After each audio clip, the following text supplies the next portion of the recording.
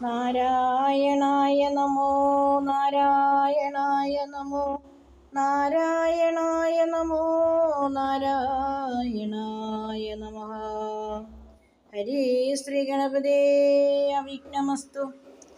സർവവും അറിഞ്ഞിരിക്കുന്ന നെന്തിരുവടി സർവജ്ഞനെന്നാകിലും ലോകാനുസരണാർത്ഥം ചോദിച്ച മൂലം പറഞ്ഞിടുവൻ. സീതാദേവി ഖേദിച്ചു ലങ്കാപുരി തന്നിൽ വാഴുന്നു നൂനം. കൊണ്ടുപോയതു ദശകണ്ഠനെന്നറിഞ്ഞാലും കണ്ടിതു ദിവ്യ ദൃശാദണ്ഡലർമ്മകളെ ഞാൻ. മുമ്പിലാം മാറു കുറഞ്ഞൊന്നു തെക്കോട്ടു ചെന്നാൽ പമ്പയാം സരസിനെ കാണാം തൽപുരോഭാഗേ. പശ്യപർവ്വത വരമൃശ്യമൂകാഖ്യം തത്ര വിശ്വസിച്ചിരിക്കുന്നു സുഗ്രീവൻ കവി ശ്രേഷ്ഠൻ. ബാലിയെ പേടിച്ചു സങ്കേതമായനുദിനം ബാലിക്കും മുനിശാപം പേടിച്ചു ചെന്നുകൂടാ. 4 മന്ത്രികളോടും കൂടെ മാർത്താണ്ഡാത്മജൻ പാലനം ചെയ്ക ഭവാനവനെ വഴി പോലെ. സഖ്യവും ചെയ്തു കൊള്ളുക സുഗ്രീവൻ തന്നോടെന്നാൽ ദുഃഖങ്ങളെല്ലാം തീർന്നു കാര്യവും സാധിച്ചിടും.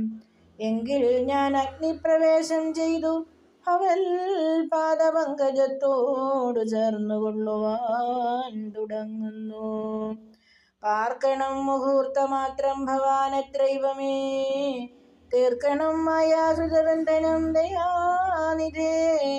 ഭക്തി പൂണ്ടിത്ത മുക്തിയ ദേഹത്യാഗവും ചെയ്തു മുക്തിയും സിദ്ധിച്ചിതു ശബരിക്കതു കാലം. ഭക്തവത്സലൻ പ്രസാദിക്കില്ലെന്നവർക്കെന്നിലെത്തിയിടും മുക്തി നീചജാതികൾക്കെന്നാകിലും. പുഷ്കര നേത്രൻ പ്രസാദിക്കിലോ ജന്തുക്കൾക്കു ദുഷ്കരമായിട്ടൊന്നുമില്ലെന്നു ധരിക്കണം. ശ്രീരാമഭക്തി തന്നെ മുക്തിയെ സിദ്ധിപ്പിക്കും.